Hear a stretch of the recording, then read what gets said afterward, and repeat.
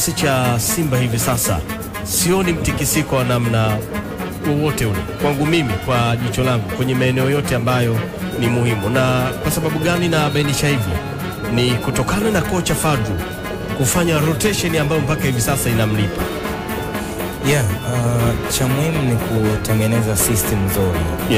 Unajua hata kwenye mataasisi ukitengeneza tu mfumo mzuri wa utendaji kazi, kila kitu kinakuwa sawa. Sio lazima bosi awe ofisini kabisa. Anachokifanya Fadlu ni kwamba amehakikisha kuwafahamisha wachezaji wake wote ni kitu gani ambacho anahitaji, na ameweka vigezo ambavyo vitakufanya wewe ucheze ndani ya timu yake.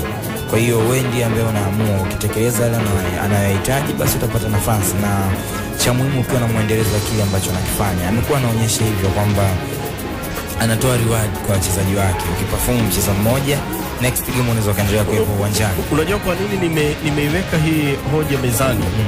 Simba mfano msimu uliopita na msimu jana pia ilikuwa kikosekana pengine Chama, mambo ya pressure juu kwa nyingi, malalamiko kama yote. Simba hii haijajengwa kwa kumtegemea mchezaji mmoja. Simba hii inaandaliwa kwa kutegemea zaidi ubongo wa mwalimu kwenye kile ambacho anakihitaji. Na ndio maana hata hizo rotation ambazo walikuwa wakizifanya, ilifikia kipindi watu walikuwa wakihoji sana, kwa sababu ulikuwa sio utaratibu ama utamaduni wa Simba Sports kwa miaka ya nyuma.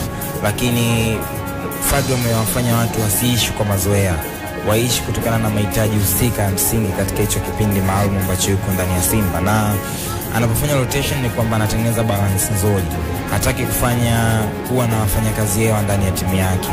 Kila ambaye anakuwepo ndani ya Simba Sports anatakiwa kucheza na kuitumikia klabu, as long as unatakiwa kucheza huo mchezo na umemshawishi mwalimu kwamba unahitaji kucheza huo mchezo kwenye uwanja wa mazoezi. Kwa hiyo Simba ya nyuma mnayoongelea ni Simba ambayo ilitengenezwa kwa kumtegemea mchezaji mmoja zaidi, na kwa sababu wachezaji wengine wengi walikuwa hawana uwezo kama Clatous Chota Chama kwenye eneo la ushambuliaji, na ndio maana alikuwa kukosekana, basi tayari kuna shida inaonekana.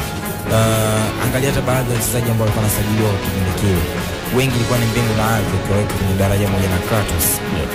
Wamekuja wachezaji wapya, uwezo wao hautofautiani sana, asilimia kubwa wanashabiana kwenye vitu vingi.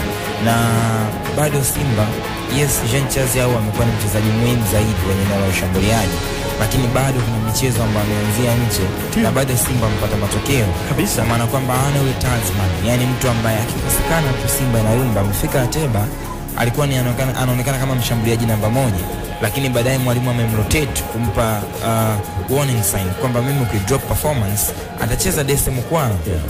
The same kwa Mavambo wakati anafika Simba alikuwa ni mchezaji muhimu kwenye eneo la kiungo, lakini baadaye wakati ana perform ilikuwa ni message nzuri kwenda kwa kina Ngoma kwamba ili tucheze tunatakiwa tufike kwenye ile standard ambayo Mavambo yupo.